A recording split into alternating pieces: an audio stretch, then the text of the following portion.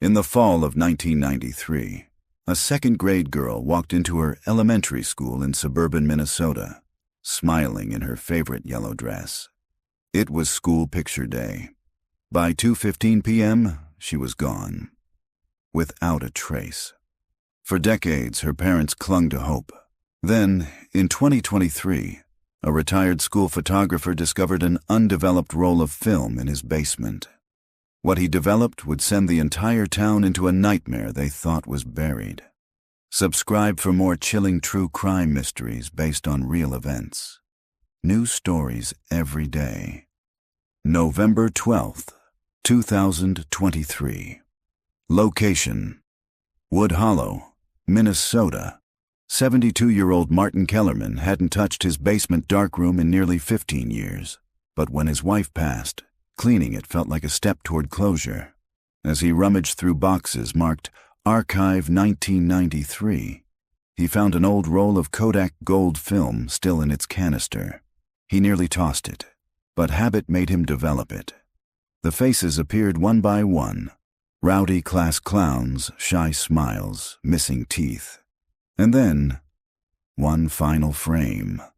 The girl in the yellow dress, eyes wide, looking off camera, terrified. And just behind her, a hand. October 5th, 1993. Location: Wood Hollow, Minnesota. The morning bell rang at 8 a.m., sharp, echoing through the brick hallways of Wood Hollow Elementary. Outside, the October sky was a pale, washed-out blue, and the maple trees lining the school's front yard had already started to shed their leaves. Yellows and reds fluttered to the ground with every breeze, crunching beneath the small, eager feet of second-graders rushing inside with backpacks too big for their frames. Class 2B was buzzing with energy. Picture day always brought out a strange mixture of pride and nervousness in the kids. Clean shirts buttoned all the way up, barrettes and headbands tugged too tight, collars poking awkwardly from sweaters. Miss Tolland, a young teacher in her second year, had done her best to keep the chaos to a minimum, but the energy was impossible to contain. Everyone, coats on hooks, backpacks zipped, and please, for the love of... "Kevin, stop licking the window," she called from her desk, flipping through the photographer's schedule. "They'll be calling us down soon." In the corner of the room, seated at desk number 14, was Madeline Harper, 8 years old, brown hair just past her shoulders, gap between her front teeth, dressed in a yellow cotton dress with daisy buttons her mother had sewn on herself. She was quiet, always had been, but especially today. While the rest of the class laughed and swapped combs, Madeline stared at the clock above the chalkboard. Her small hands were folded tightly in her lap. Miss Tolland noticed. "Madeline, you doing okay?" Madeline nodded, but didn't smile. Her desk was neat, as always. Composition notebook on the left, school-issued crayons in the plastic container on the right. But there was no lunchbox, no sweater. She hadn't taken her usual seat on the rug during morning circle time either. When Miss Tolland glanced at the attendance sheet, Madeline's name was checked off. Checked off by someone. The photographer's assistant poked his head into the classroom around 9:15. "2B, we're ready for your class." Miss Tolland clapped twice. "All right, line up quietly, please. Alphabetical order." The kids groaned, but obeyed. They filed down the hallway, shoes squeaking on the linoleum, toward the makeshift portrait setup in the school's multi-purpose room. Folding chairs, a wrinkled gray backdrop, a long table of props no one was allowed to use. Martin Kellerman, the photographer, graying hair, stained polo shirt, was adjusting the lighting umbrella, his old Canon AE one on a tripod before him. "Class 2B, he called cheerfully. "Let's get those smiles ready." Madeline was third in line. The assistant checked her name on the list. Madeline Harper, number 3. Yellow dress, second grade. She stepped onto the tape mark on the floor. Martin peered through the viewfinder. "Sit up straight, chin down, little smile." Click, flash. She blinked at the light. Her lips didn't quite form a smile. Something in her expression, wide eyes, shoulders drawn tight, gave the assistant pause. Martin clicked twice more. "We'll use the second one," he muttered. She stepped off the mark, and then she was gone. 11:38 a.m. Recess bell rang. Half the class was outside. Half was finishing lunch. Madeline was nowhere. Miss Tolland asked around, "Has anyone seen Madeline?" The answers came slow. No one remembered seeing her after pictures. No one remembered her on the playground. "Maybe she went to the nurse," someone offered. She wasn't there. Maybe she went home sick. No one had called her out. By 12:15, the office confirmed her absence. A school-wide search began by 12:30. Every classroom, every restroom, every janitor's closet. They even searched the library's reading tent and the AV storage cage in the basement. By 1:15, her mother had arrived, pale, crying, still wearing scrubs from her shift at the urgent care. By 2 p.m., the police had blocked off every exit. Lockdown initiated. By 4:45 p.m., the sun was sinking behind the trees, and Madeline Harper was officially declared missing. Present day, 2023. The photograph had never been delivered. Not to her family, not to the school's yearbook. Somehow it slipped through the cracks, and 30 years later, it would be the final image on the film roll found in Martin Kellerman's basement. Frame 24, Madeline Harper, eyes wide, mouth slightly open, and just behind her, in the shadows of the backdrop, a hand resting on her shoulder, one that didn't belong to the assistant, the teacher, or anyone accounted for. October 5th, 1993, afternoon. Location, Wood Hollow. Elementary, room 2. The school nurse, Mrs. Lantham, was the first to voice what no one else wanted to say. "She's not here." Not in the nurse's office, not with the secretary, not walking the halls clutching a bathroom pass, not in the lunchroom, the library, or curled up in the reading loft with a book about fairies like she sometimes did when her stomach hurt. By 12:22 p.m., Madeline Harper was gone. Miss Tolland stood in the hallway, clipboard pressed to her chest, her mouth dry. A sour taste clung to the back of her throat, but she kept her composure as Principal Riggs arrived. "What's going on?" Riggs asked, breath heavy from the stairs. "She never came back from pictures," Miss Tolland said. "I thought maybe she went to the nurse, or the library. But I've checked everywhere." Principal Riggs nodded. "Let's not panic. We'll check again. I'll alert the staff." He moved quickly toward the main office, shoes pounding against the tile. Moments later, the PA crackled to life. "Faculty and staff, please check your classrooms, bathrooms, and any common areas for a student. Madeline Harper, 2nd grade. Brown hair, yellow dress. Last seen this morning during picture sessions. This is not a drill." In room 2B, her desk remained exactly as she'd left it.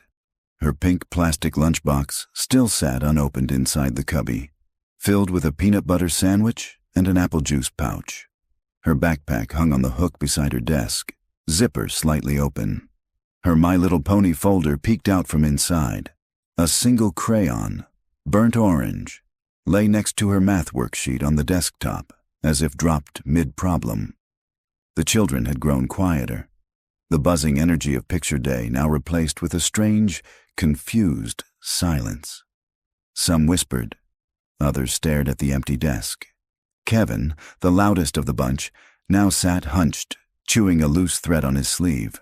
"Where'd she go?" asked Andrea, voice barely above a whisper. No one answered.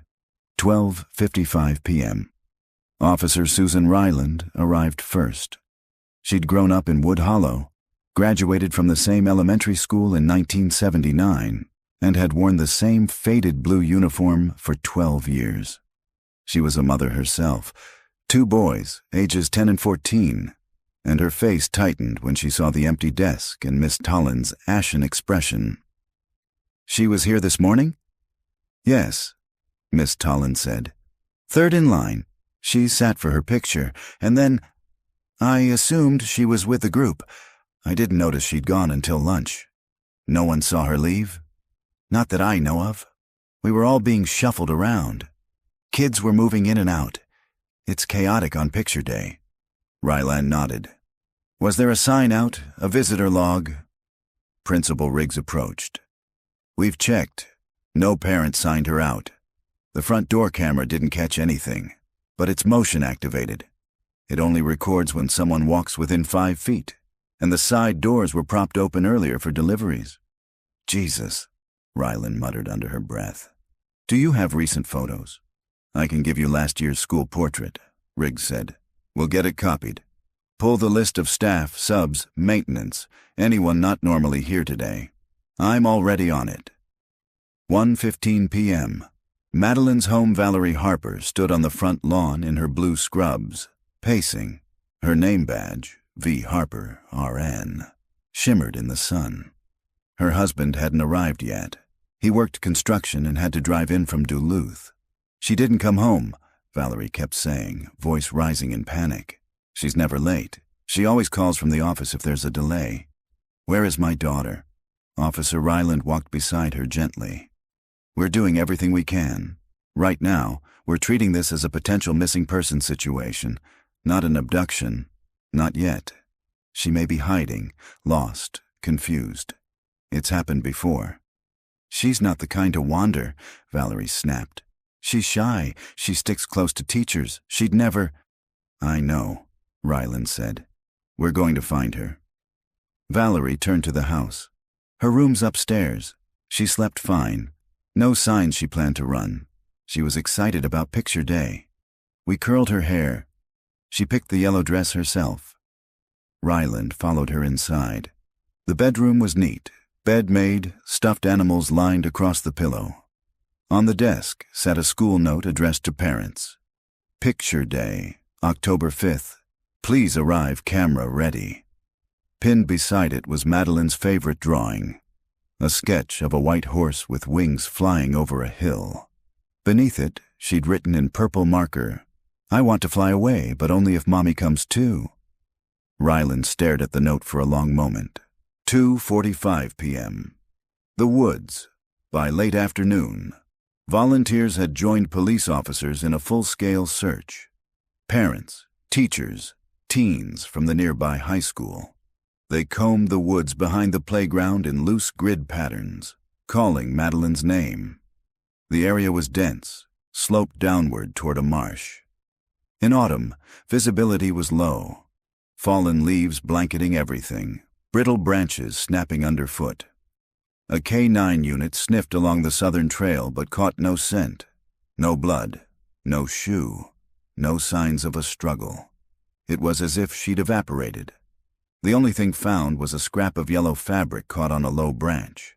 But it didn't match Madeline's dress. It was older, weathered, likely trash. The woods gave up no secrets that day. 3 p.m. Police report.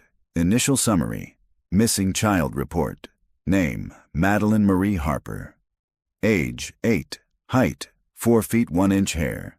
Brown, shoulder-length eyes, hazel clothing, yellow dress with daisy buttons, white socks, black Mary Janes. Last seen, 9:15 a.m., during school picture day at Wood Hollow Elementary. Witnesses, none confirmed, potential risks. Side doors open during delivery, no cameras inside the multi-purpose room. Substitute janitor working that day. Case status, active missing child investigation, present day, 2023. The desk remained. Room 2. B had changed over the years. New carpet, a smart board replacing the old chalkboard. But the desk had been pushed into storage rather than tossed. Martin Kellerman's photo, now developed, sat on the desk in a clear plastic sleeve. Detective Amy Salveson stood over it, her heart hammering. She had been in 3rd grade when Madeline vanished. Her classroom was just down the hall. She remembered the lockdown, the crying teacher, the empty seat at lunch. But she didn't remember this photo. Madeline, frozen in the moment, Hair curled, mouth slightly open, eyes wide with something not quite fear, more like dawning realization. And behind her, partially obscured by shadow, a hand on her left shoulder, thumb burned and shiny, scarred. Whoever it was never looked at the camera. They didn't have to. November 13th, 2023. Location, Wood Hollow, Minnesota. Martin Kellerman hadn't touched a camera in 15 years. He'd boxed them up in 2008, the Canon AE-1, his tripod, the lighting umbrella with a burn hole from the 1986 gym fire. All of it sealed in a basement cabinet alongside old negatives and yellowed appointment logs. After his stroke and after the divorce, he told himself he was finished with all of it. No more shutter clicks, no more squinting through fogged lenses, and certainly no more picture days.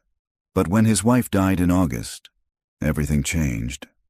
Now, 3 months into widowhood, he stood in the shadows of his basement darkroom. Fluorescent lights buzzed overhead. The air smelled of dust, vinegar, and expired developer fluid. He moved slowly, dragging a stool beside the film dryer, hands trembling from age more than nerves. The roll of Kodak Gold 200 had been in an unmarked envelope, taped shut, tucked inside an old yearbook box. 1993, Wood Hollow Elementary. Martin didn't remember ever forgetting a roll, but when the first images appeared in the chemical bath, it all came rushing back. Frame 1. A little boy named Christopher Myers, missing his front teeth, making rabbit ears behind his own head. Frame 2. Twins in matching dresses. Emily and Kayla. Frames 3 to 22. Faces he couldn't name but vaguely remembered. Cowlicks, oversized glasses, tight-shouldered cardigans. Then came frame 23. A blank shot. An accidental click, probably. And then frame 24. He knew before the full image appeared that something was wrong. Present day, 10:42 a.m. Wood Hollow Police Department. Evidence room. Detective Amy Salveson sat across from Martin in a private conference room. The photograph lay between them on the table, encased in an archival sleeve. He hadn't wanted to bring it to the station. He had planned to throw it away, but he couldn't. Martin had called the tip line the night before. Left a voicemail around midnight. I developed an old roll from Wood Hollow Elementary. It's a portrait, a girl. I think it's her. I think it's Madeline Harper. I don't know how I forgot, or if I ever even saw it back then, but someone else was there in the frame, someone I don't remember. Now, here he sat, hands folded, cane resting between his knees, his voice low and brittle. I don't remember taking it, he said, staring at the image. But I must have. That's my camera, my light. The setup, that was me. Detective Salveson leaned forward. Tell me about that day. Anything you remember. Martin exhaled. October 5th, 1993. I did 4 schools that week. 2 classes per school, staggered every hour. Wood Hollow was the second. I was running late. My assistant Ed was supposed to meet me there, but he didn't show. Why? He had the flu. Called in that morning, so I was alone. Do you remember Madeline Harper specifically? He shook his head. Number. But I never really remembered the kids by name. They were just a line of smiles. Sit, click, next.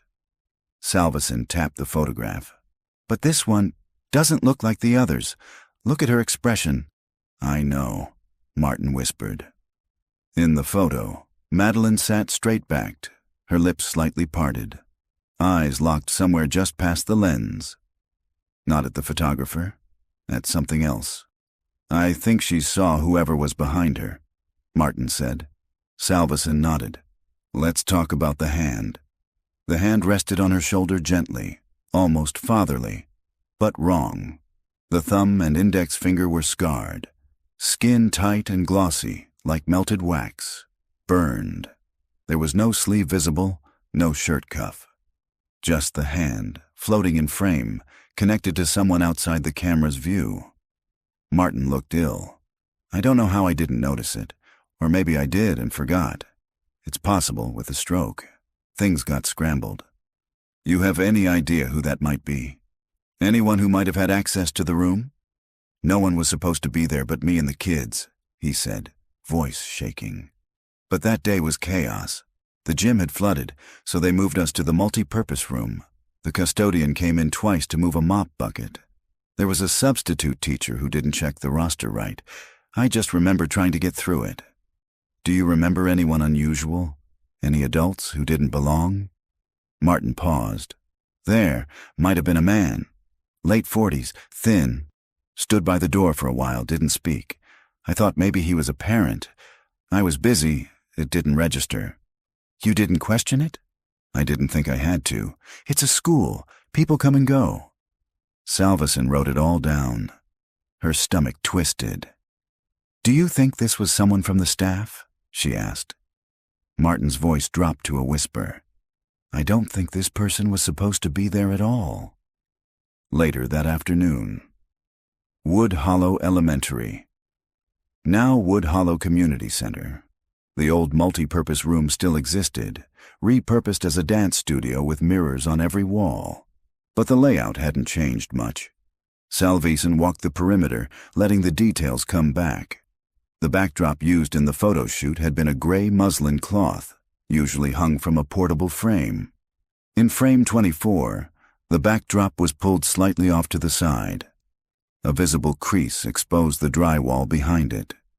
She zoomed in on the photo on her tablet. Behind Madeline's left shoulder was not just the hand, but the faint curve of a doorway. A door that wasn't on the current blueprints. Salveson circled back to the old maintenance plans, stored in city records. And there it was. A narrow janitor's closet, once positioned behind the stage partition. It had been sealed off sometime around 1997. She called it in. Get me a forensics team. Gloves, lights, cutting tools. I think we just found the first crack in a 30-year-old wall. November 14th, 2023. Location: Wood Hollow Police Department Detective Amy Salveson had seen her share of cold cases. Files faded with time. Statements written in cursive. Photos stained from handling. Reports that said nothing unusual when everything about them was wrong. But case file 93,105 wasn't just any cold case. It was personal. She was 7 when Madeline Harper disappeared. They'd never met. Not really. But they'd passed each other in the hallway, brushed sleeves in the lunch line. In a town like Wood Hollow, every missing child feels like your own. Now, 30 years later, the file sat in front of her. A cracked beige folder with bent corners and a red Unsolved sticker across the top. Amy opened it carefully. The first photo inside was Madeline's second-grade portrait from the previous year. The last officially developed image of her before frame 24. She smiled shyly, head tilted slightly, as if unsure how to hold her body. Her eyes were the same, software open, trusting. Underneath was a timeline. October 5th, 1993, 9:15 a.m. Madeline photographed. 10:45 a.m., not present at snack break. 11:30 a.m., teacher notices absence. 12:15 p.m., school-wide search initiated. 2 p.m., officially reported missing. 4 p.m., police K-9 unit dispatched. October 6th to 9th. Extensive search of school grounds, nearby woods, neighborhood canvassing. October 15th, 1993. FBI consulted. No evidence of federal jurisdiction. Case remains local. December 1993. Active search scaled down. No viable leads. Case goes cold. Beneath the timeline was a list of suspects. Most were ruled out. Parents cleared. Teachers interviewed. No criminal history. Custodian, present that day, died in 2002. Temporary staff, substitute PE teacher, no longer employed. Delivery driver, alibi confirmed. School photographer, cleared at the time. Then, a line highlighted in orange. Unknown adult male seen loitering near the auditorium during photo sessions. Description vague. Not found during campus sweep. Amy read that line twice. 3:24 p.m. Evidence processing room. Salveson stood in front of the bulletin board where her team had pinned up a high-resolution print of frame 24. Madeline's photo had been enlarged, lightened, adjusted for contrast. The hand on her shoulder, once vague, now showed clear scar tissue along the knuckles, a deep crease in the palm, the skin around the thumb glossy and stretched, likely from an old, severe burn. Forensics estimated it was at least 20 years old at the time the photo was taken. That meant the man, whoever he was, had likely been injured in the late 70s or early 80s. Salveson circled the detail in red marker. One of her officers, Lexi Duran, stepped into the room holding a yellow envelope.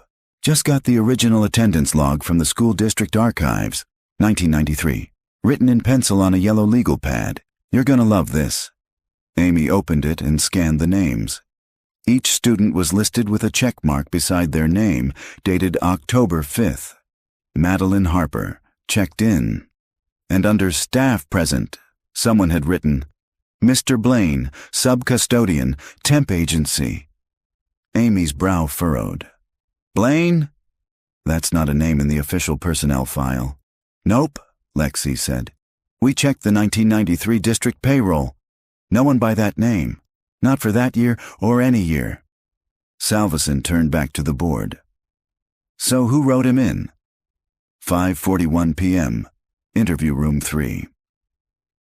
Miss Abigail Tolland had aged, but not badly. Her hair, once mouse brown and pinned with pencils, was now streaked with white.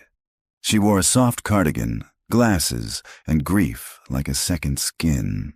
30 years hadn't dulled the way her mouth tightened when she said Madeline's name. I remember it like it was yesterday, she said softly. She was there that morning. Yellow dress? She curled her hair just slightly. She told me she wanted to look like the sun. Salveson nodded. And after pictures? I assumed she went to lunch, or the nurse, or I don't know. You always think you'll see them again. You don't count heads like you should, not on a day like that.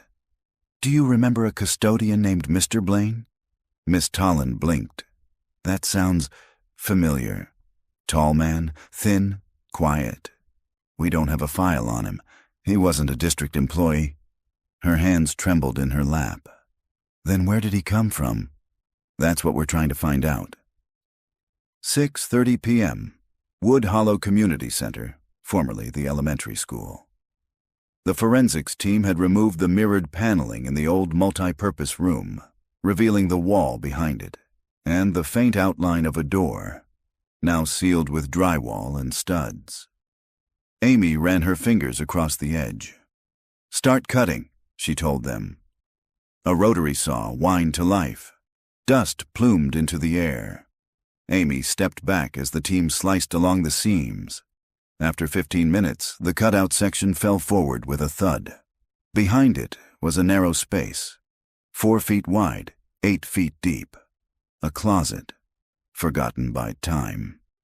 Inside was nothing but dust and a small pile of rusted cleaning supplies, a cracked mop handle, 2 empty buckets, a faded calendar still stuck to the wall, curled and yellowed. The date at the top, October 1993.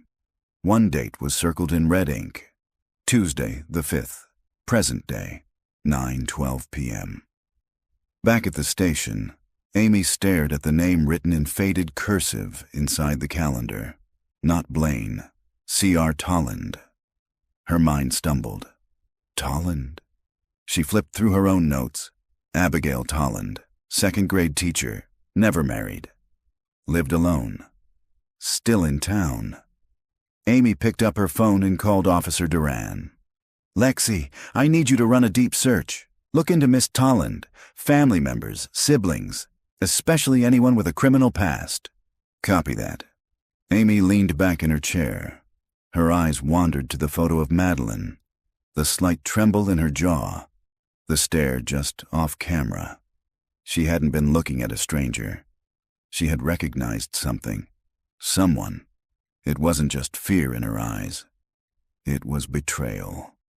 November the 15th, 2023.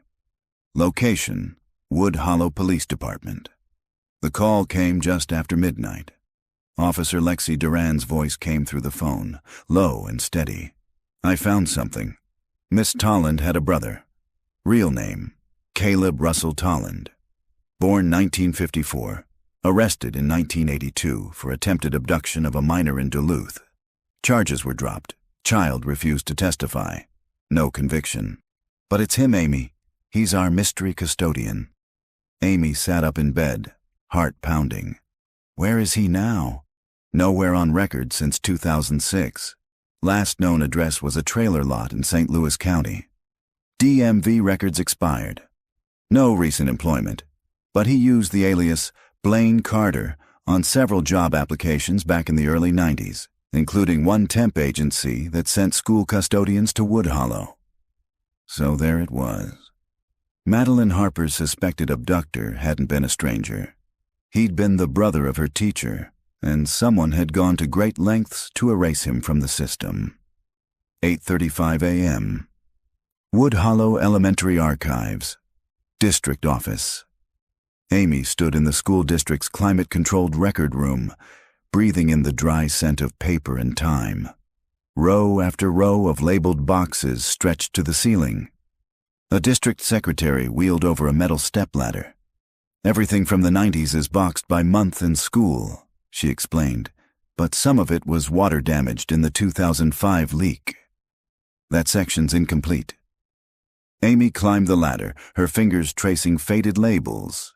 WH-ELEM- September-1993, WH-ELEM-October-1993, WH-ELEM-November-1993. She pulled the October box and set it on the metal cart. Inside were permission slips, memos, substitute logs, visitor records. But someone had been careless. Or deliberate. Pages were missing. Torn. Amy found the October 5th visitor log, folded awkwardly and stained with something brown. Half the sheet was gone, ripped clean through where the signatures began. The top remained. Wood Hollow Elementary. Visitor sign-in log. Date: October 5th, 1993. Please print your full name and purpose of visit. The rest was missing. The names, the times. Whoever signed in that day, if anyone did, was now erased. 9:47 a.m. Interview room 2. Miss Abigail Tolland didn't flinch when they brought her back in. She wore a pale lavender coat, carried a small leather purse. Her hair was pinned back with the same gold barrette she'd worn in her staff photo from 1993. "Why am I here again?" she asked, settling into the chair. Amy set the manila folder down gently. "You said last time you didn't remember the custodian that day. Mr. Blaine?" "I didn't," she replied. Amy opened the file and pulled out a photocopy of the visitor log, then the calendar page from the sealed janitor's closet. "This is your brother's handwriting, isn't it?" Miss Tolland's lips thinned, but she didn't answer. "Caleb Tolland, arrested in 1982, used the name Blaine Carter when applying for jobs. You vouched for him with a temp agency, didn't you?" Silence. Amy leaned forward. "He wasn't just loitering that day. He signed in. He had keys. He had access. Did you know he was there?" Miss Tolland swallowed. "He said he just needed work, that he'd cleaned himself up, that it was one day, one shift. He promised." "You didn't tell the police." "I couldn't," she whispered. "They would have fired me. The school, the district, and I thought he'd left before lunch. I never saw him with her." Amy's voice sharpened. "You wrote him in on the attendance sheet." Tolland's eyes filled, but she said nothing. "You knew. Maybe not everything. Maybe not what he planned, but you knew he shouldn't have been there, and you helped him anyway. I thought she was just missing, Talon said, voice cracking. I thought maybe she ran away. I didn't think he... She stopped herself. What did he call her? Talon's eyes darkened. Princess, she whispered. He called every little girl that. 12:16 p.m. Police lab, evidence processing.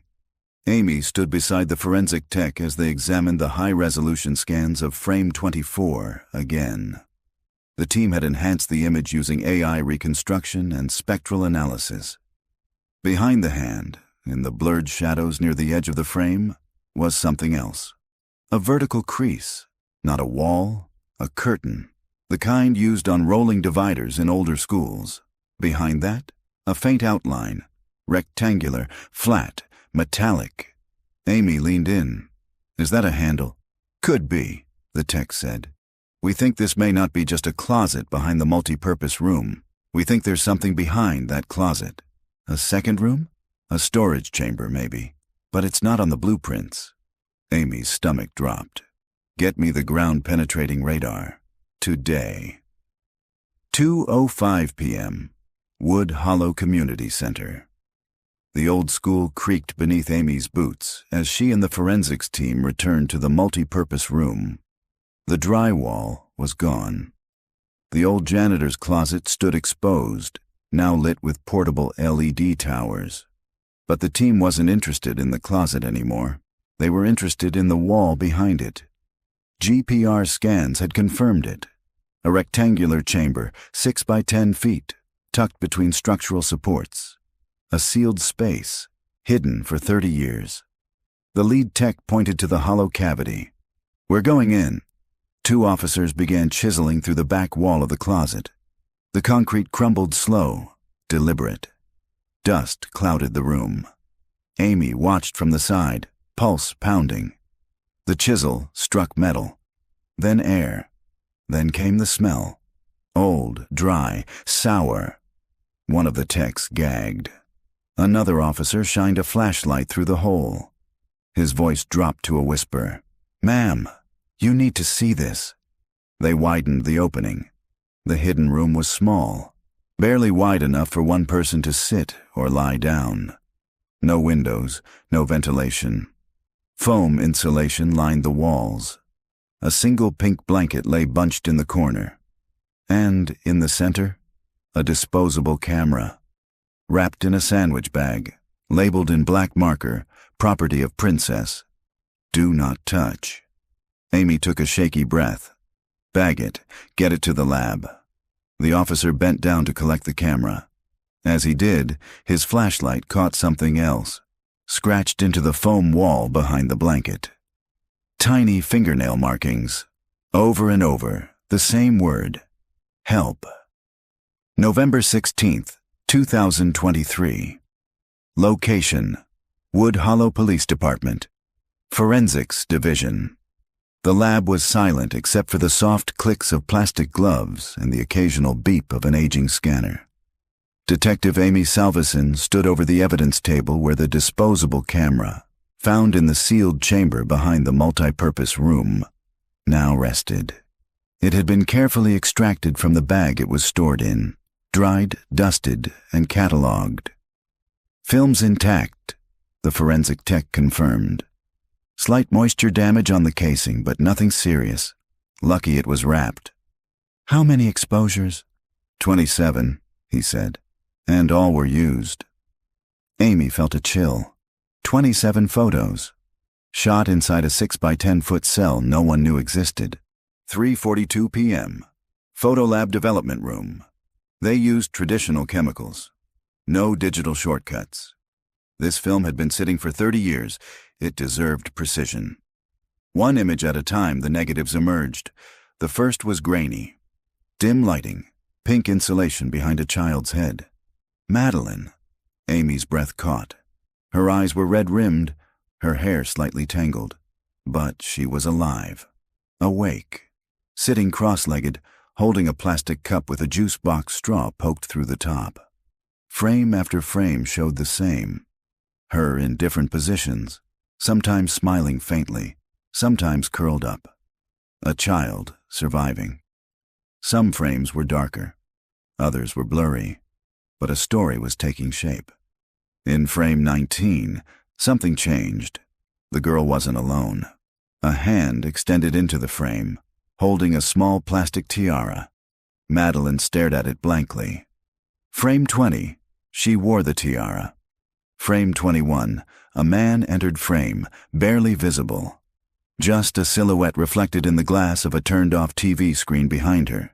But the hand was unmistakable, scarred, shiny, burned. Amy's stomach clenched. 7:18 p.m. Police station briefing room. The images were projected one by one for a select task force. Detectives, forensics, and child welfare. Amy stood at the front, clicking through the sequence. This camera was found behind the false wall of the janitor's closet, inside a concealed chamber we believe was used to detain Madeline Harper on the day of her disappearance. She paused at frame 23. Madeline was seated in the far corner of the room, tears streaming down her face. The pink blanket pulled tightly around her. A word was scrawled behind her on the foam wall, faint but visible. Princess. Frame 24. A close-up of her face, eyes glassy, resigned. In her hands, she held a folded note card.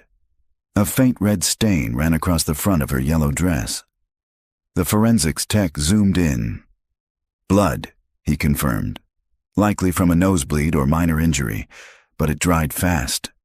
Frame 25 was blank. Frame 26 showed a shadow moving past the camera. Frame 27 was completely black. Possibly the camera placed face down or snapped unintentionally. Amy turned to the group. We now believe Madeline was alive in this space for at least several hours, possibly overnight. The room was designed for short-term concealment. No plumbing, no food storage, no waste disposal. Someone intended to move her. "Do we have a DNA profile from the blood?" asked one of the analysts. "Preliminary swabs underway. We'll compare it to her family." Amy pointed to the blurry reflection in frame 21. "We've enhanced this still.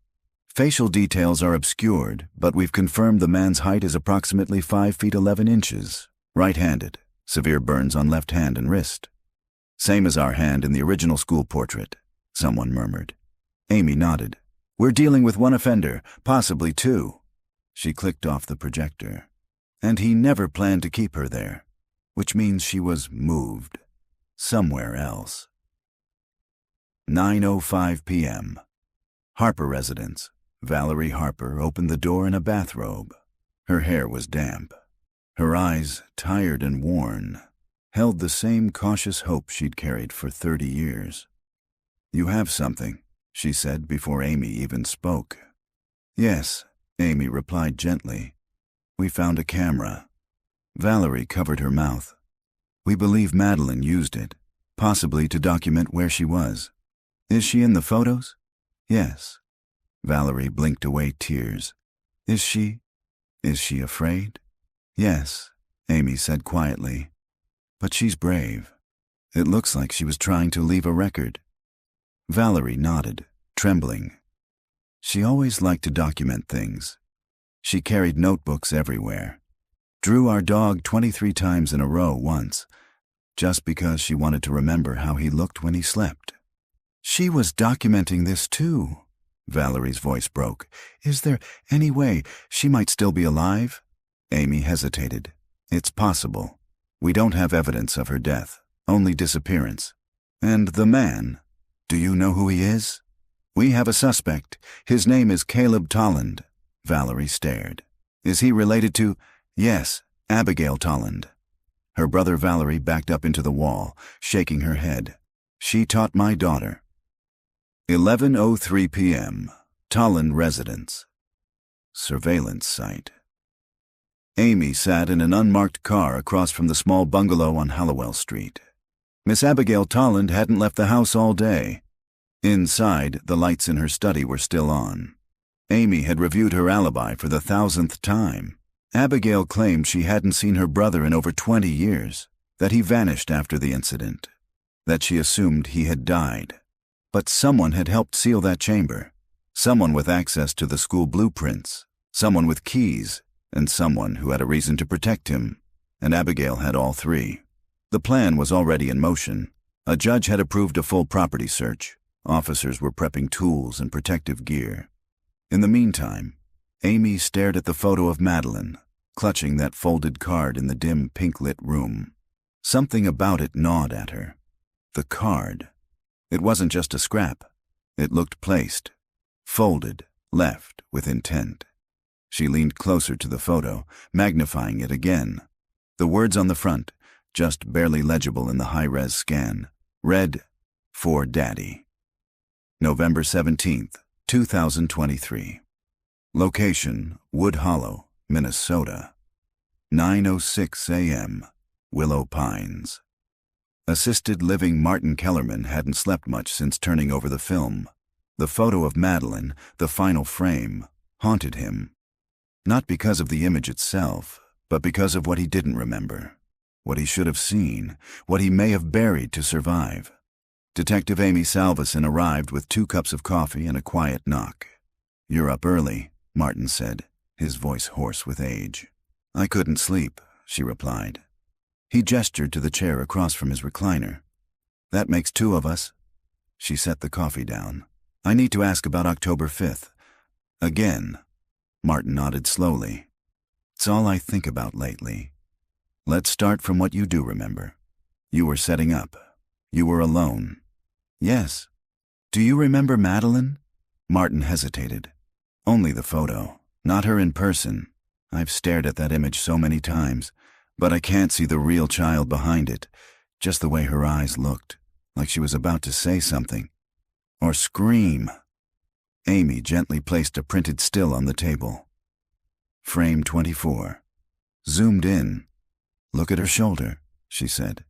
He leaned forward, squinting. "The hand. Is it familiar?" He swallowed. "The burns. I remember those." "You saw them?" "Not that day. Earlier, I think. Before." Amy's pulse quickened. "Before? Years ago? Late 80s, maybe. There was a man. Used to show up outside my chutes. Not close enough to worry anyone. Just watching. I assumed he was someone's father at first. But then he showed up again. Different school. Same burned hand." "Did you report it?" "I didn't think I needed to. He never approached the kids. Just stood at the edge of the gym or by the door. No interaction. I told a principal once, but they said he was probably harmless." Amy leaned forward. "What did he look like?" "Thin, tall, greasy dark hair. Always wore a windbreaker, even in summer. Left hand was always covered in gauze or gloves. But the one time I saw it bare, the skin looked melted." She pulled out a photo from the Tolland family archives. An old DMV license photo of Caleb Russell Tolland, age 42. Martin stared at it a long time. "I think that's him." 11:45 a.m. Wood Hollow Police Department, interview room. Miss Abigail Tolland sat with her hands clasped tightly, her purse untouched on the table. She had been brought in again, this time under suspicion of obstruction, possibly accessory after the fact. Amy entered slowly. No folder this time, no papers, just the photo. She laid it down between them. Madeline, the pink-lit room, the folded card in her lap that read, "For Daddy." Abigail stared. "You knew," Amy said quietly. Tolland said nothing. "You knew what he'd done before. You knew what he was capable of. And you still vouched for him. Still brought him back into that building." "I thought he'd changed," Tolland whispered. "He promised me." "Why didn't you tell us about the room?" "I didn't know about the room." "But you saw him that day." Tolland looked up sharply. Her eyes were wet but fierce. "I saw him once by the gym door. I told him to leave. I said he couldn't be here, that I could lose my job, and he just smiled. He said, 'I already got what I came for.' Why didn't you report that?" I was scared. I was ashamed. He was my brother. I thought if I stayed quiet, it would go away. Amy leaned in. She wasn't just a student, Abigail. She was your student. She trusted you. And you left her with a monster. Tallinn bowed her head. Do you think I don't know that? There was silence between them. And then, softly, Abigail said, He used to take things when we were kids. Animals, strays, hide them in the shed, call them his pets. My parents thought it was a phase. They didn't know, or they didn't want to know. And Madeline, she was the one he never returned. 3:03 p.m., Forensic Archive storage. Amy and her team reviewed additional boxes of recovered school records. In one misfiled folder from 1993, they found a single page, not typed but handwritten, in looping childlike letters. It was a letter addressed to Daddy, likely Madeline's. It read, Dear Daddy, I was good today. I wore the dress you liked. I didn't cry. I ate the snack and used the corner like you said. Please take me to the store soon like you promised. I miss Mommy. Can I see her soon? I will be better. Love. Princess. The page was smudged, the bottom corner torn. But the message was clear. Madeline had believed, at least at some point, that her abductor was her father, that he had convinced her of it. The level of manipulation, the depth of control, it was beyond anything they had anticipated. He brainwashed her, Lexi said quietly. She didn't even know she was kidnapped. Amy stared at the letter, her jaw clenched. We're going to find her. 6:27 p.m., St. Louis County, Minnesota. Using Caleb Tallinn's last known residence as a starting point, officers canvassed the outskirts of St. Louis County. After 3 false leads and a misidentified trailer, they located a condemned hunting cabin deep in the forest, 20 miles off-grid. Inside, they found more than dust. They found tapes, dozens of VHS cassettes labeled with childish handwriting. Princess Room, Volume 1, Volume 2, Volume 6, Volume 24. And behind the paneling of the rear wall, they found a second hidden room. It was empty, no furniture, no lights, just insulation and a mattress stained with age. But in the corner, tucked beneath a pink blanket nearly identical to the one in the school chamber, was a single object, a photo. Madeline, still in her yellow dress, smiling this time, but the smile was wrong. Distant, hollow. Her eyes didn't look at the camera. They looked through it, as if she saw what was waiting on the other side. November 18th, 2023. Location, Wood Hollow Community Center, formerly Wood Hollow Elementary. 7:12 a.m., old auditorium sublevel access beneath the weathered stage of the former elementary school. A maintenance hatch groaned open for the first time in decades. The hinges shrieked like something alive. Amy Salveson crouched with a flashlight in her gloved hand, breathing in the stench of old wood, mold, and something fainter, something more metallic. Blood. The tech behind her adjusted his respirator. This place wasn't on any blueprint, he muttered. We only found it because the ground-penetrating radar caught a weird hollow under the stage. Amy didn't respond. She ducked lower, boots scraping the dust-coated floorboards, and descended into the crawl space. It was barely tall enough to crouch in. The air was thick. Walls of crumbling concrete surrounded her on 3 sides. In the narrow beam of her flashlight, a small shoe emerged from the shadows. Child-sized, black patent leather, the same kind Madeline had been wearing when she vanished. She picked it up carefully. Inside the heel, a faded marker scribble read, Maddie, 7:40 a.m. Scene secured. The crawl space was larger than it first appeared. A jagged, uneven cavity running beneath the back half of the auditorium stage. Over the years, dirt had collapsed in places. Tree roots punched through one corner. But it had been used. A blanket, a rusted lantern, a cracked mirror mounted to a wooden beam with duct tape, and in the far wall, just where the foundation curved toward the boiler room, a loose section of bricks. Amy called in the structural engineers. 3 hours later, they pulled it apart. Behind the bricks, a hollow compartment. Inside, a metal lunchbox, its clasp rusted shut. And next to it, wrapped in an old dish towel, a bundle of cassette tapes labeled in the same handwriting from the St. Louis County cabin, Princess Room, Volume 9, Volumes 10, Volumes 11, Crawl 1:04 p.m., Police Department, Evidence Processing Room. The lunchbox took nearly 20 minutes to open. Inside were layers of plastic bags, carefully sealed, almost ritualistic. At the very center, a Polaroid photo, bent and slightly mold-speckled. Madeline again, but this time, she wasn't in a room. She was outside, or somewhere made to look like outside. A painted wall of trees, artificial grass. Her arms were outstretched, and behind her stood a man, wearing a deer mask. Amy stared at the image, her pulse drumming. The figure's hand rested on Madeline's shoulder. The same burned hand, the same scars, but it was what Madeline held in her hands that made Amy stop breathing. A photograph of herself, her school portrait. 3:30 p.m., Audio Lab. The tapes were degraded but salvageable. Technicians cleaned the magnetic strips, recalibrated old players, and began digital transfer. The first 15 minutes of Princess Room, Volume 11, were silence. Then a voice crackled through the static. Madeline. Day 3. I think it's day 3. Daddy said I'm almost ready. I don't want to wear the mask. He gets mad when I say no.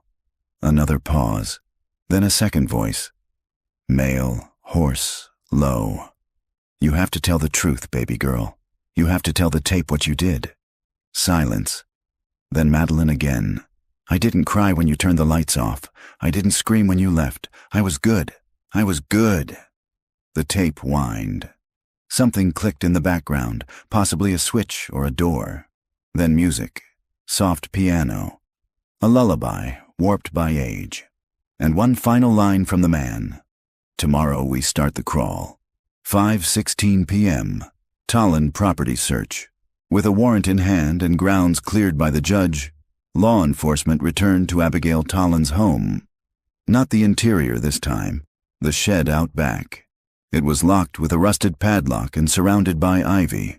Amy pried it open with bolt cutters. Inside was chaos. Dust-covered crates, spiderweb tools, the smell of mildew and old wood. But beneath the floorboards, they found it. Another compartment. Within it, children's clothing, folded, old report cards. A purple backpack labeled Madeline H. in faded Sharpie. And beneath it all, a large manila envelope sealed with masking tape. Inside, Madeline's birth certificate, a forged adoption form listing Caleb Tolland as legal guardian, a passport application that was never submitted, a worn notebook titled Princess Protocol, Phase 2. Amy flipped it open.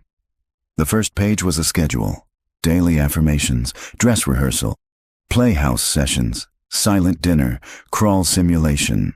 The second page listed potential escape plans and how to counter condition. Then, a disturbing note scrawled in red ink. She still remembers her mother. Must begin sleep interruptions, remove all mirrors, reinforce false memory. I am father. 6:59 p.m. Wood Hollow PD, observation room. Amy stood behind the one-way glass, watching Abigail Tolland break. She was shaking, her hands trembling as she stared down at the contents of the manila envelope. I didn't know about the crawl space, she kept saying. I didn't help with that. He told me she'd gone. He said he gave her to someone else. Did you ever see her again? No, Abigail whispered. Only once. I looked out my classroom window, and I saw her in the garden behind the school, just standing there. She looked at me. Then she disappeared, like a ghost. Amy pressed the talk button. She wasn't a ghost. She was a child, buried alive in the walls of the place you taught in. While you looked away, Abigail broke down, sobbing. 9:45 p.m. Amy's apartment. She couldn't sleep. Not after hearing that voice on the tape. Not after seeing that crawl space. Or the mask. Not after knowing that Madeline had once been just feet away, scratching help into a foam wall while teachers taught spelling and children played tag on the lawn above her. Amy pulled out the school photo again. Madeline's final frame. She looked into those eyes, wide, afraid, resolute. They weren't just asking for help. They were telling her where to look. November 19th, 2023. Location, Wood Hollow Police Department, Cold Case Unit. Detective Amy Salveson stood before a wall of names.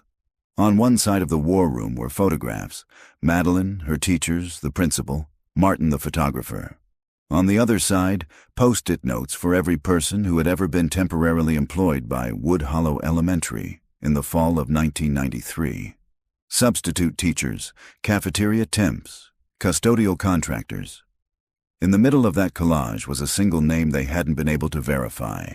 J. Halpern, substitute teacher, October 5th, 1993. His file had always been thin. A temporary hire through a staffing agency the school had only used for one semester. His employment record had no follow-up, no tax history, no criminal checks. He had signed in that day, barely legible. He had signed out just before lunch. No one had seen him leave. No one remembered him in the classroom, except for one child, a now-grown man Amy had tracked down through the old 2B yearbook. 10:13 a.m. Interview with Daniel Myers, former Class 2B student. Daniel was in his late 30s now, a quiet man who taught high school science and still carried the same nervous energy he had as a child. "I remember picture day," he said, not because of the pictures, but because something felt off. "How so?" Amy asked. "The teacher," he said. "She wasn't our normal one. Miss Tolland was there in the morning, but after recess we had a man. Tall, thin, dark clothes. He didn't talk much. Kept staring at us like he was taking mental notes."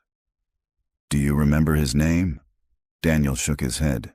"We just called him the Sub. But he made me nervous. He smelled like something burned, like melted plastic." Amy blinked. "Did he interact with Madeline?" Daniel paused. She was sitting alone near the cubbies. He bent down and whispered something to her. She didn't answer. But after that, she stopped talking. Even when we played heads-up 7-Up, she just stared at the door. "Do you remember seeing her after that?" I remember someone calling her name during snack, but she didn't answer. Then the alarm went off later and the teachers looked panicked. Amy's heart beat faster. "You're sure this man was in the room that day?" "Yes, he was there, but he wasn't in the class photo." That was true. They had a group shot from that day, taken just before lunch, and the man known as J. Halpern was nowhere in it. 12:27 p.m. Records room Lexi Duran called in from Minneapolis. "I tracked the name," she said. "J. Halpern never existed, but we did find a falsified ID used to apply for a substitute teaching license in 1993. Fingerprints were smudged, but the photo matches a man arrested twice under different names." "Let me guess," Amy said. "Caleb Tolland." "Close. The alias on the ID was Jeremiah Halpern, but the DMV photo matches Randall Clay, an associate of Caleb's from St. Louis County, known for making fake documents. Last seen in Duluth in 2005. You think Caleb used his friend's identity to get into the school?" "Exactly. The real Randall was serving time during 1993. We pulled mugshots and facial recognition confirms. The sub that day wasn't Randall Clay. It was Caleb, in disguise." Using his associate's paperwork, Amy hung up and stared at the board. They had been looking for the wrong man, or rather, the right man under the wrong name. 3:15 p.m. Search of Tolland's abandoned vehicle. The team recovered a rusted pickup truck registered to Caleb under another alias, Gregory Baines. It had been abandoned in a salvage lot 20 miles outside town. Inside, they found remnants of fast food, a burned-out dash, and tucked beneath the seat, a spiral-bound notebook. It was damp, warped, and stained with what might have been coffee or blood. Most pages were unintelligible, but one stood out. The sub doesn't speak. The sub listens. The sub helps me keep them still. The girl is too loud. She remembers the smell of her mother. I told her the truth, that the world ended, that only I remain, that she is my seed, my new beginning. Another page, further back. They called it a game. Crawl, hide, pretend to be someone else. She plays, she learns, she obeys, until she doesn't. Beneath it, in shaky handwriting that looked like a child's, I am not your daughter. I am Madeline Marie Harper. My mother is real. I will not forget. Amy closed the notebook. Madeline had fought back, even in captivity, even in isolation. She had never surrendered her identity. 6:45 p.m. Emergency court filing. Amy gathered everything. The forged documents, the audio tapes, the fingerprints and photos, the notebook. It was enough.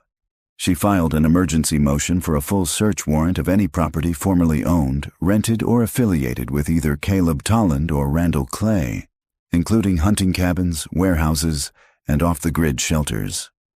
The judge signed it within the hour. 8:02 p.m. Final tape review. Princess Room, Volume 24. It opened with darkness, then breathing. A soft voice. Madeline's. If someone finds this, please tell Mommy I didn't run away. I waited. I didn't stop waiting. A pause, then footsteps. Daddy says we're going to a new place, that I have to learn the crawl again, that I'll forget more this time. But I won't. I wrote it on the wall. I wrote my name. A shuffle, a whisper. They can't erase me. Then the tape ended. Amy sat in silence for a long time.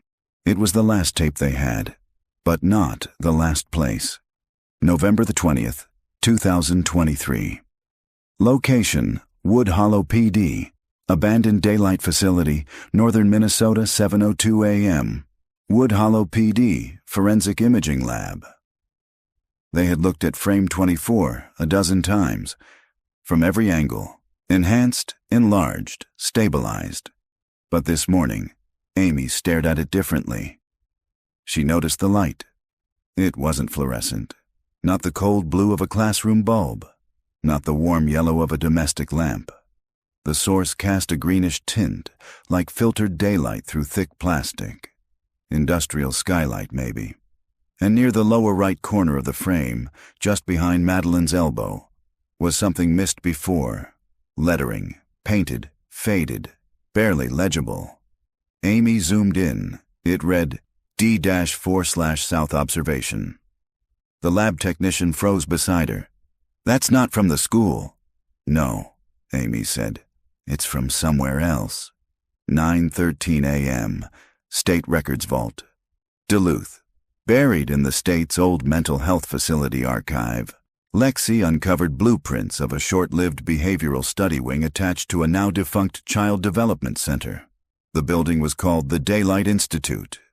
Decommissioned in 1991, privately owned, privately funded, connected to a nonprofit run by, of all people, Randall Clay, Caleb's former alias donor.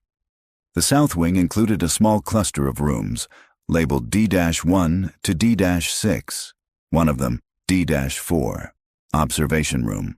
The facility had been shut down after allegations of unethical child therapy techniques and unregulated experimentation. Amy stared at the map. The room was small, no windows, but it had a skylight. This is it, she whispered. This is frame 24. 12:32 p.m., northern Minnesota, perimeter of the daylight facility. The building was a ruin, gutted by time, claimed by vines and forest.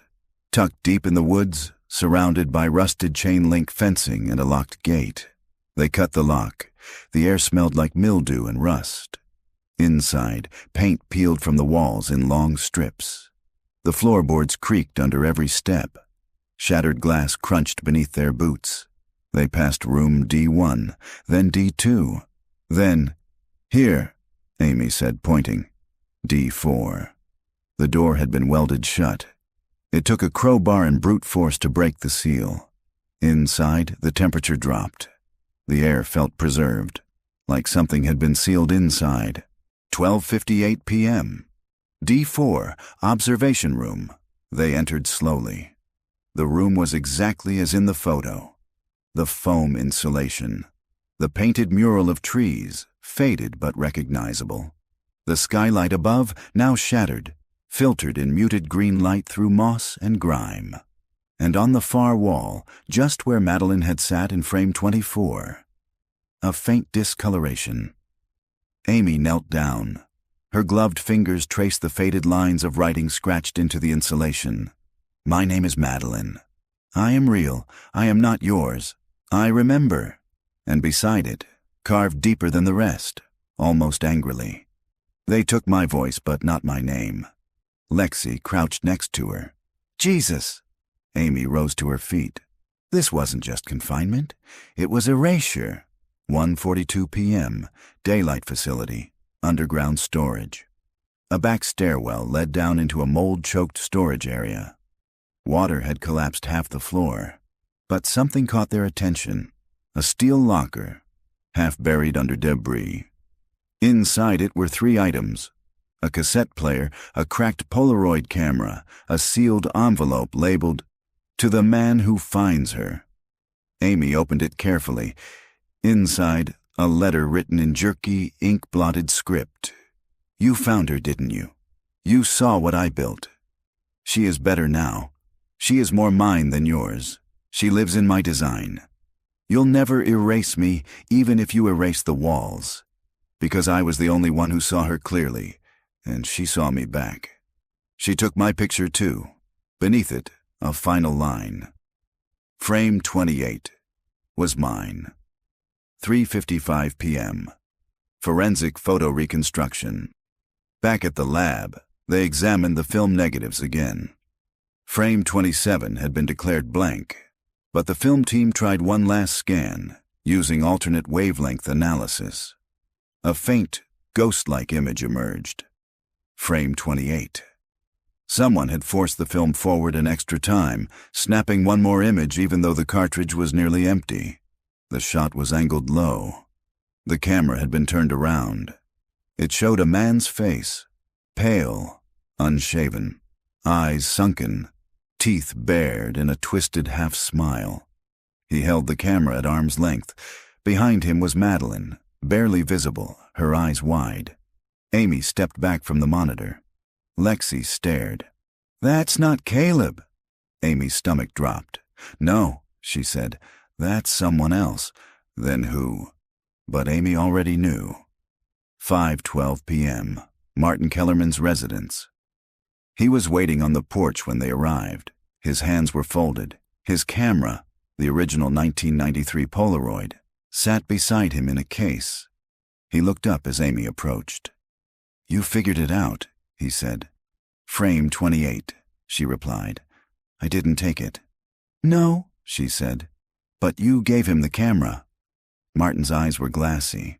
"I was supposed to photograph the students, but I saw him. I saw the way he watched her. I tried to say something, but I didn't." "Why did you lie?" "Because I was scared, and because he promised me the photos were all he wanted." Amy pulled out the image. "Then why did he pose with her after?"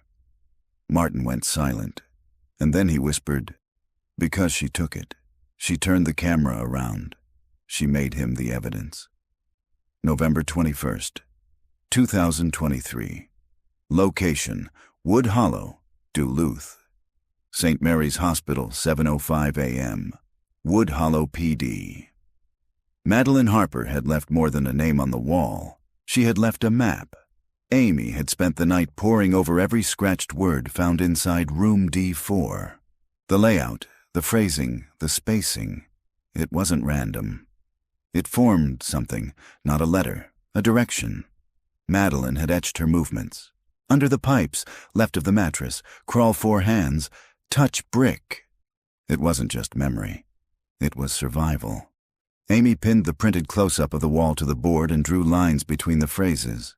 A crude map took shape.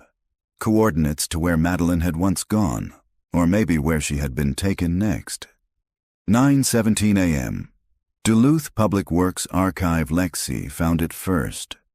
An old city permit, issued under the name Gregory Baines, one of Caleb's known aliases, for plumbing repairs on an abandoned transit building near the freight yard. Date of permit, October 9th, 1993, 4 days after Madeline's disappearance. It was never inspected. No sign-off, no follow-up. Amy stared at the location. "Underground," she whispered. Lexi nodded. The old maintenance corridor beneath the yard. Used to house homeless transients in the 80s. Sealed off now. "And accessible?" Amy asked. "If you know the old codes." Caleb did. 11:30 a.m. Duluth Freight Yard, access hatch. 9C, rust gave way with effort. They descended carefully, flashlights slicing through damp air and rot. The corridor smelled of mildew, rusted metal, and something bitter, chemical. The concrete floor sloped slightly. Their boots echoed. After 50 feet, they found it. A side chamber. A metal door, half rusted shut. It took both women, Amy and Lexi, to force it open. Inside was a small, windowless room. Mattress, toys, a mirror with its glass cracked and fogged. Walls covered in children's drawings, stick figures holding hands under yellow suns and scribbled M initials in every corner. There was a word on the ceiling, painted in red crayon, "Remember." And beneath the mattress, something wrapped in cloth. Amy unwrapped it. A diary. The first page was simple, in a child's shaky hand. "My name is Madeline Marie Harper. I am 8 years old. Today is day 4.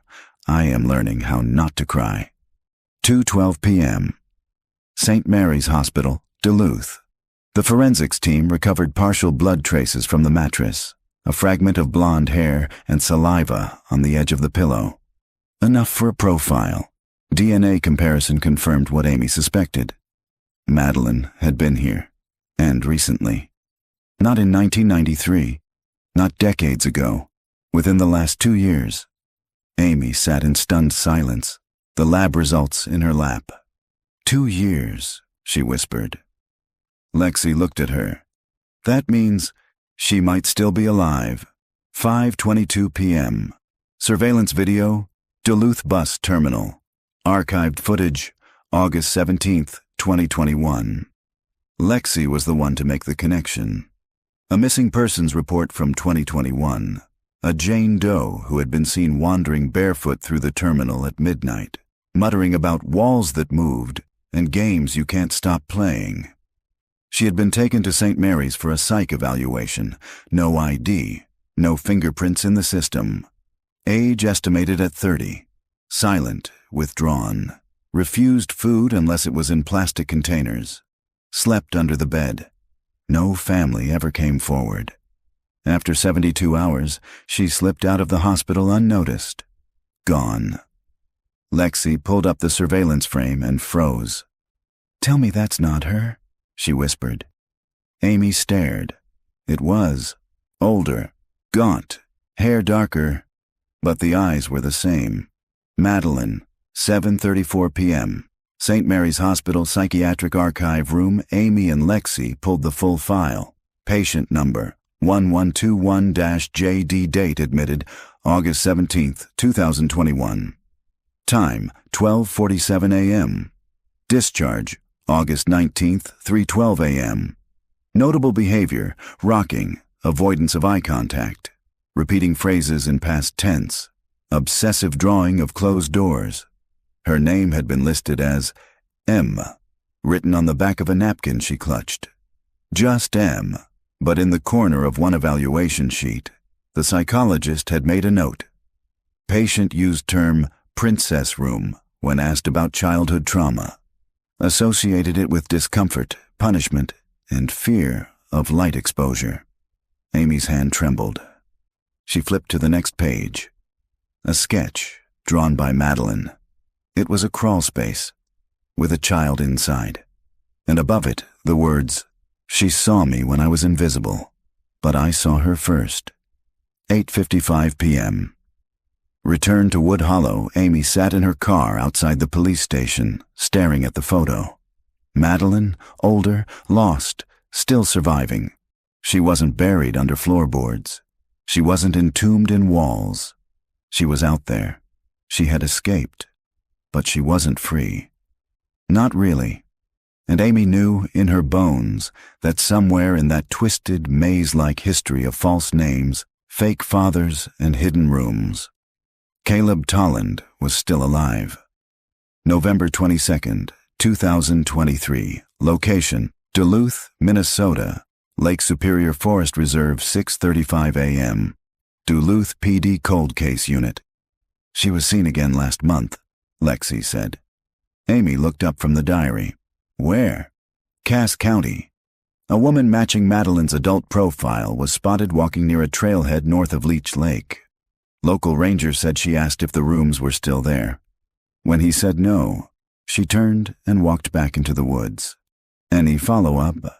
Lexi nodded grimly. He didn't report it until this week. Said she looked too broken to talk to. Amy grabbed her jacket. We leave in 20. 9:02 a.m. Lake Superior Forest Reserve. Ranger Station 14.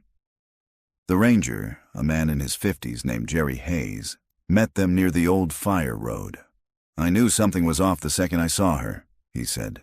She didn't walk like someone hiking. She walked like someone trying not to be followed. He took them to where he'd seen her, a fork in the trail where the brush grew thick and the trees swallowed light. She asked about cabins, old places. I told her everything was gone. She looked at me and said, he kept one. The last one? Then she disappeared. Amy pulled out a map. Did she say a name, a place? She said, the place with the red door. That's all. Lexi's face drained. What? Amy asked.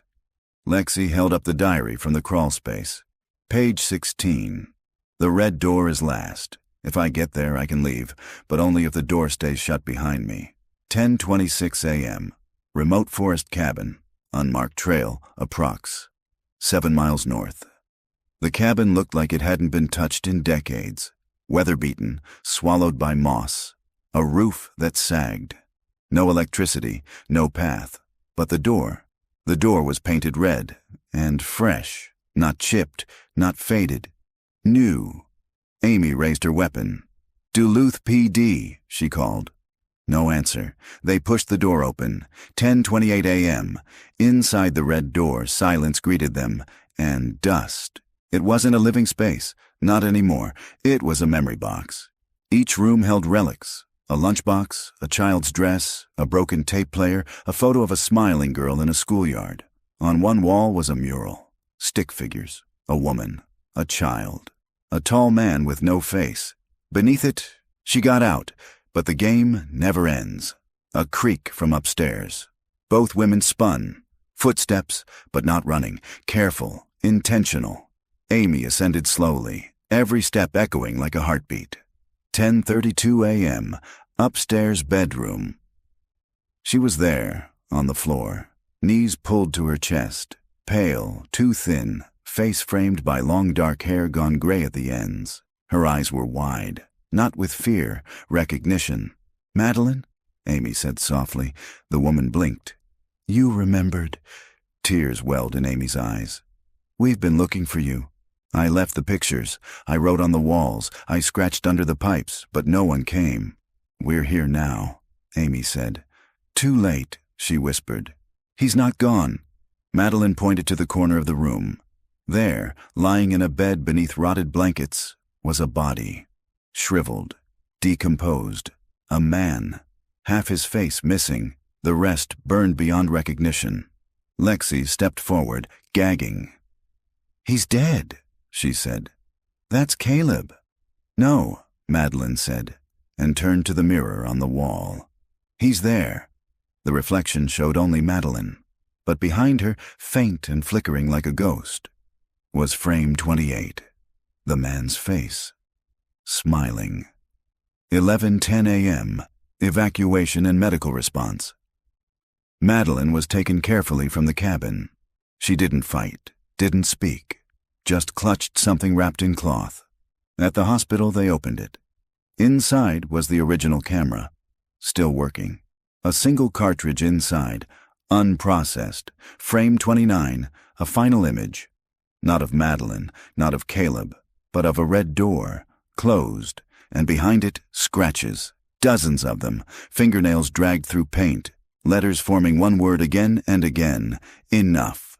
7:47 p.m., St. Mary's Hospital, Secure Wing. Madeline Harper was alive, broken, but breathing. She would need years of care, decades of healing, but she was free. And when Amy asked if she remembered her mother, Madeline nodded slowly. "I remember her voice." "Do you want to see her?" Madeline looked out the window, then back to the detective. "If I see her, will I stop dreaming?" Amy didn't answer, but she stayed in the room, long after the lights dimmed. April 5th, 2024. Location: Wood Hollow, Minnesota. It was spring again. The dogwoods had bloomed in front of the newly renovated Wood Hollow Elementary, now transformed into the Wood Hollow Children's Resource Center, a place dedicated to trauma recovery, early intervention, and safe education. The air smelled of fresh paint and tulips. Sunlight poured in through open windows. Where Room 2B once stood, a new wing had risen, full of books, toys, and counselors who listened.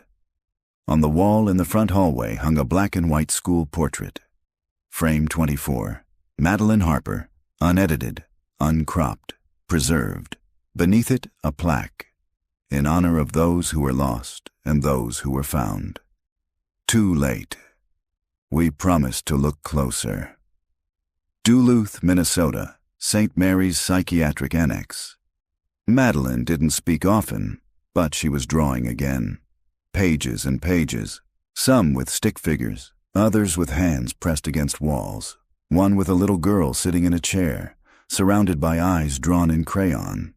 Sometimes she smiled, briefly, softly.